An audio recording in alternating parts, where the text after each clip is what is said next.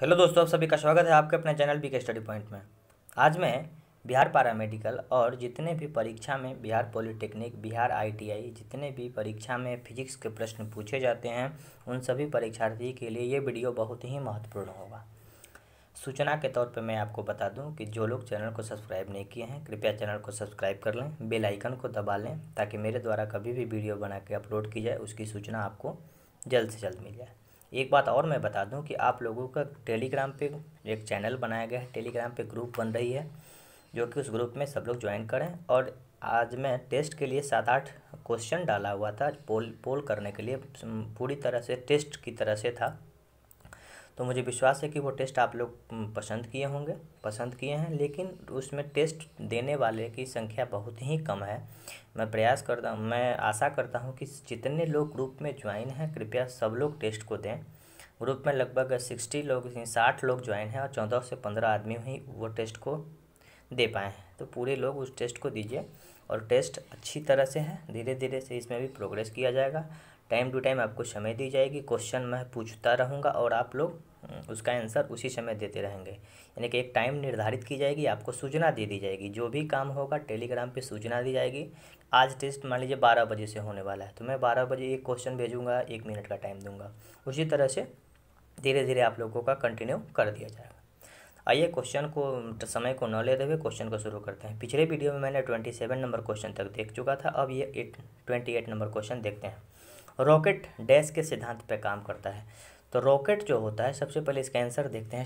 Rocket संवेग संरक्षण के सिद्धांत पे काम करता है। अगर संवेग संरक्षण नहीं दे तो क्या बोलेंगे, न्यूटन के तृतीय गति के नियम पे ये काम करता है।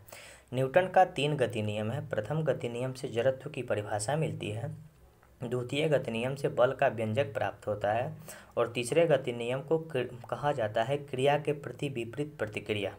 इसका कुछ एग्जाम्पल है, बंदूक से गोली चलाने पे व्यक्ति पीछे की तरफ धक्का दे देता है। नाव पे अगर कोई व्यक्ति आगे की ओर कूदता है, जितना आगे जाएगा वो नाव उतना ही पीछे चली जाती है। वो न्यूटन के तृतीय गति नियम का कुछ एग्जाम्पल है जो कि आप लोगों के परीक्षा में पूछा जाता है। ऊर्जा संरक्षण क्या होता है? तो ऊर्जा संरक्षण के बारे में मैं आपको बता दूं कि ऊर्जा न तो उत्पन्न की जाती है और न ही नष्ट की जाती है, बल्कि ऊर्जा एक रूप से दूसरे रूप में रूपांतरित की जाती है, वही ऊर्जा संरक्षण है। बर्नौली प्रमेय, एक बर्नौली नाम के वैज्ञानिक थे जिन्होंने ये बर्नौली प्रमेय हम लोग अच्छी तरह से पढ़ेंगे। एवोगाड्रो संख्या, तो एवोगाड्रो संख्या एक नंबर होता है 6.022 × 10 के पावर। और हम लोग यहाँ पे देखते हैं उसका एवोगाड्रो संख्या के बारे में मैं आपको बता देता हूँ। 28 नंबर क्वेश्चन का है और ऑप्शन नंबर डी होगा। आइए ना हम लोग क्वेश्चन नंबर 29 देखते हैं। शरीर का वजन पृथ्वी की सतह पर सभी जगह एक समान होता है, ध्रुव पर अधिकतम होता है। ये ऐसा क्वेश्चन मैं पिछले वीडियो में भी मैं करा चुका हूँ कि शरीर का वजन ध्रुव पे अधिकतम होता है। ध्रुव पे जी का मान अधिकतम होता है। जहाँ पे जी का मान अधिकतम होगा वहीं पे शरीर का भार, जहाँ पे जी का मान अधिकतम होगा वहीं पे किसी भी वस्तु का भार अधिकतम होगा। जैसे हम लोग एक फॉर्मूला देखते हैं, W = mg, यानी कि जी का मान अगर जितना ज़्यादा होगा उतना ही हम लोगों का क्या होगा, शरीर का वजन होगा। ठीक है, इस तरह से हम लोग समझ सकते हैं। विषुवत रेखा पे जी का मान कम होता है, ये गलत है, ये हम लोगों का आंसर जो हो जाएगा बी हो जाएगा। ध्रुव पे अधिकतम होता है। क्यों? और ये ध्रुव किसको बोलते हैं फिर बता दूं मैं। इसको ध्रुव बोला जाता है, इसको उत्तरी ध्रुव बोला जाता है, इसको दक्षिणी ध्रुव बोला जाता है। यस, यानी साउथ, एन से नॉर्थ।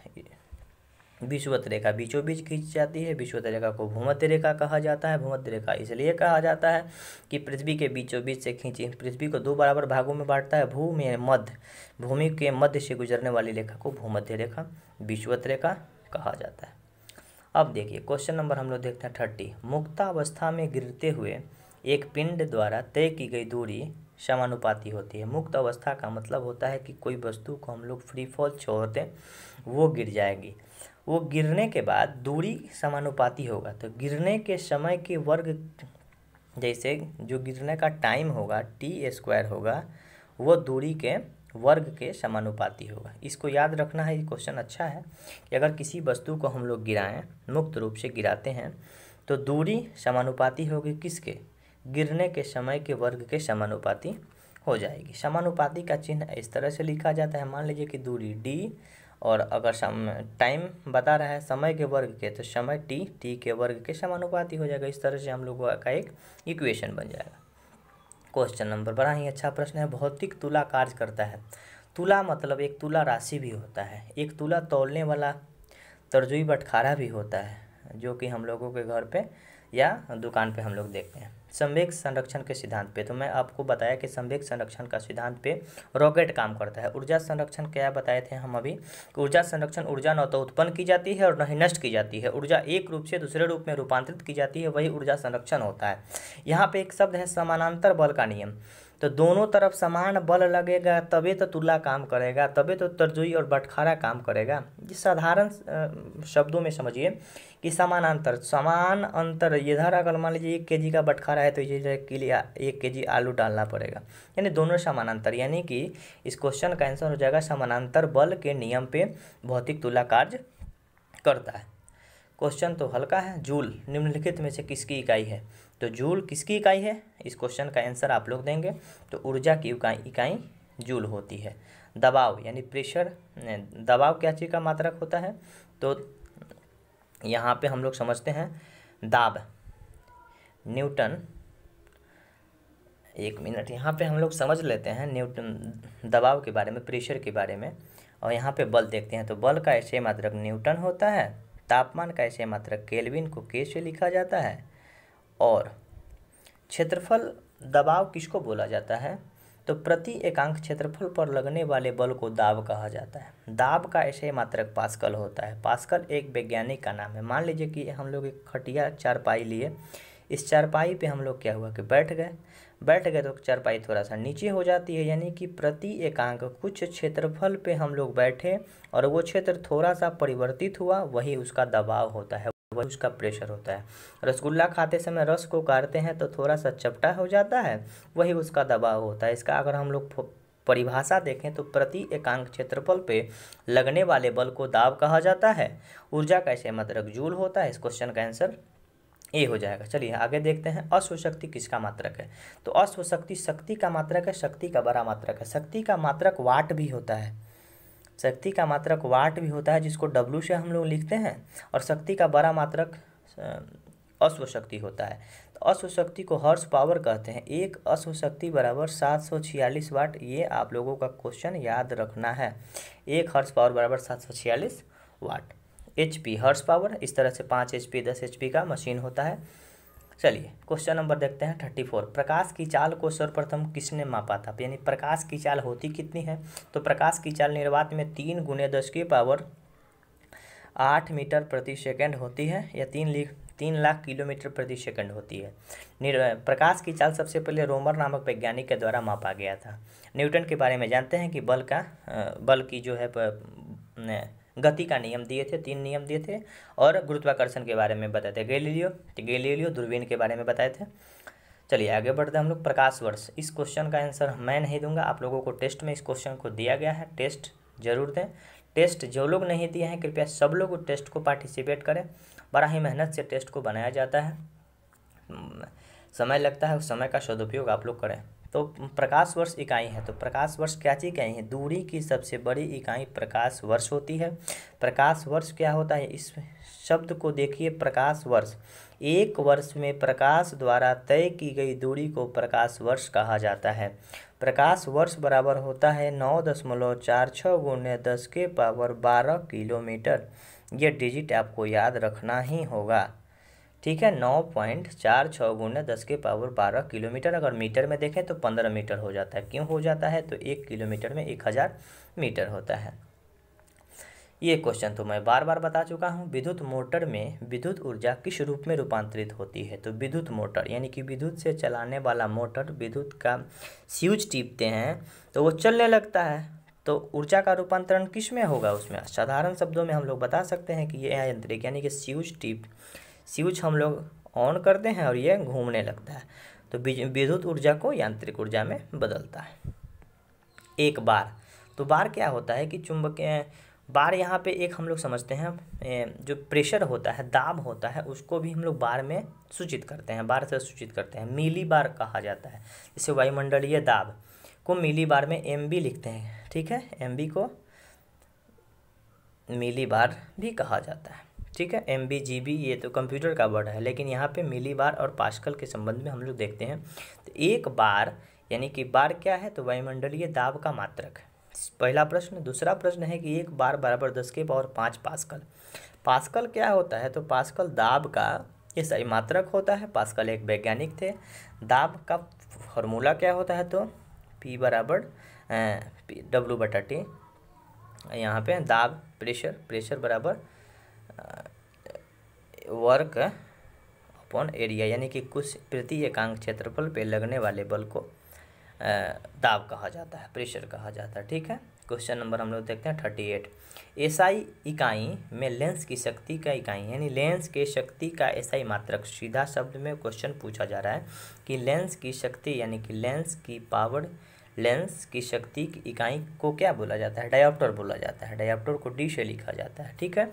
अब यहाँ पे एक प्रश्न है कि धूप के चश्मा में कितने डायोप्टर शक्ति होती है, तो 0 डायोप्टर इसमें पावर होता है, शक्ति होता है। यहाँ पे एक वर्ड है वाट, तो वाट तो शक्ति का ऐसे मात्रक है, मीटर आपका लंबाई का ऐसे मात्रक है।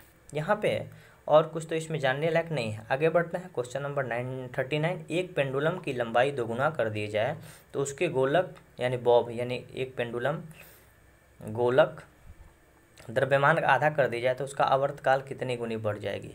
तो इसकी आवर्तकाल के बारे में एक फॉर्मूला है, आपको याद रखना होगा कि T इज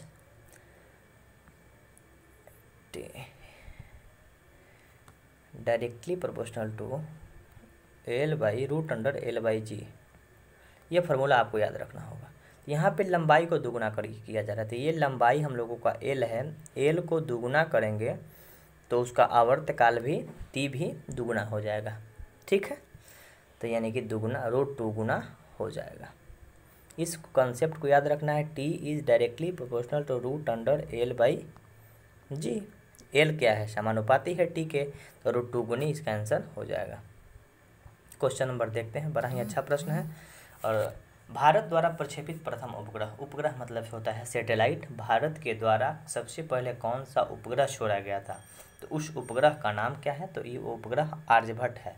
यह आर्यभट्ट उपग्रह 1975 में छोड़ा गया था। आर्यभट्ट एक खगोल शास्त्री थे जिनका जन्म पटना बिहार में हुआ था। क्वेश्चन नंबर हम लोग देखते हैं, भास्कर, अग्नि, वरुण ये सब क्या है, तो वरुण हम लोग जानते हैं कि अरुण और वरुण पृथ्वी का जो क्या है उपग्रह है, पृथ्वी का नहीं शुक्र, ये इसको ग्रह बोला जाता है। यहाँ पे अग्नि के बारे में देखते हैं, तो अग्नि एक मिसाइल है, ठीक है। भारत में 5 मिसाइल है। अब पटना के नाम से PATNA मैं आपको बता दूं। P से पृथ्वी, A से अग्नि, T से त्रिशूल, नाग और आकाश। पृथ्वी, अग्नि, त्रिशूल, नाग और आकाश, 5 ठो हम लोगों के भारत में मिसाइल है। यहाँ पे एक क्वेश्चन है, लास्ट क्वेश्चन है, यदि भार और आयास W और P हो तो यांत्रिक लाभ। यांत्रिक लाभ का मतलब होता है मैकेनिकल एडवांटेज। तो मैकेनिकल एडवांटेज बराबर होता है भार बटा आयास, यानी कि W/P।